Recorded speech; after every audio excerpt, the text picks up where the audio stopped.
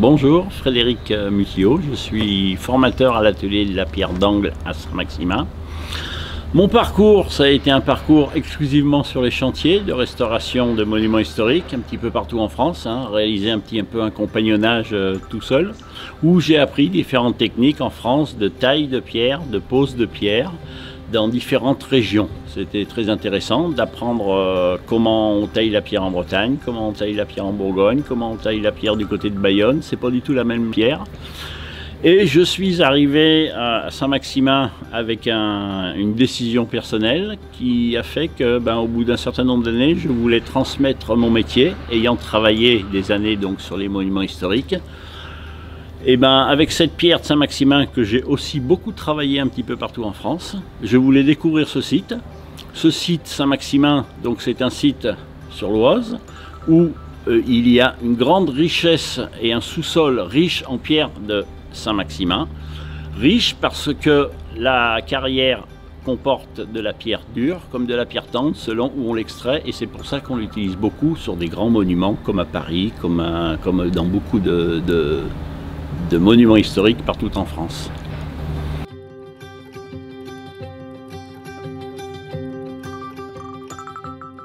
Alors Saint-Maximin, c'est la pierre, avant tout, qui est connue mondialement sous le nom de la pierre de Paris, parce que c'est plus vendeur de vendre aux Américains de la pierre de Paris que de la pierre Saint-Maximin. Très riche parce que c'est une pierre très ancienne qu'on utilise depuis des siècles et des siècles dans des galeries souterraines. Il y en a partout à Saint-Maximin, il y en a partout à Saint-Leu, il y en a partout à Thiverny par exemple, et Creil et beaucoup d'endroits.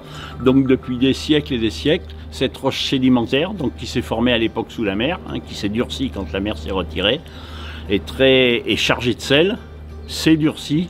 Et lorsque la mer s'est retirée, elle s'est encore plus durcie, les sols ont séché et a donné ces blocs de pierre, du coup, qu'on extrait avec des machines dans les carrières, maintenant à ciel ouvert plutôt que souterrain, pour la commodité de l'extraction.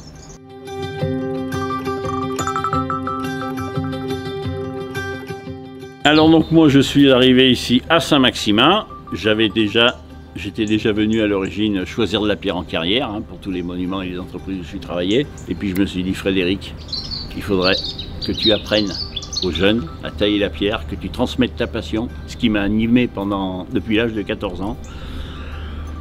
Eh bien, j'ai décidé qu'avec la pierre de Saint-Maximin, plutôt que de restaurer des monuments, j'allais restaurer des hommes, redonner goût à des hommes à travailler la pierre, à transmettre ce métier de passion. Voilà ce qui m'a motivé le plus pour venir ici. Nous avons ouvert le centre depuis 2014, où nombre de personnes sont venues. On a eu plusieurs sessions en formation en taille de pierre. Bon, c'est une formation qui dure 8 mois, qui se solde par un examen et un titre 3 délivré par le ministère du Travail. Donc un titre 3 qui a toute sa valeur par rapport à un CAP.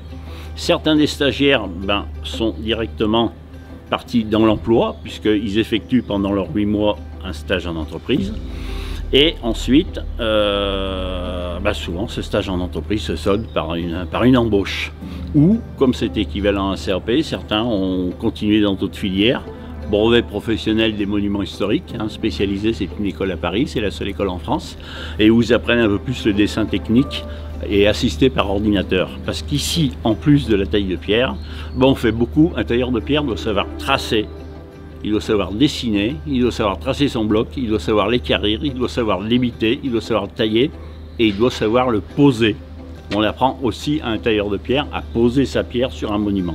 Comme on le fait pour la restauration, on enlève les pierres dégradées, on taille la pierre neuve et on la remet, une fois qu'elle est neuve, sur le monument, on la scelle, on la patine et on l'harmonise. Puis surtout, il y a des jeunes dans l'agglomération, certainement qui ont envie de faire ce métier, parce qu'on n'imagine pas, mais ce métier il est encore très demandé au niveau des entreprises de restauration.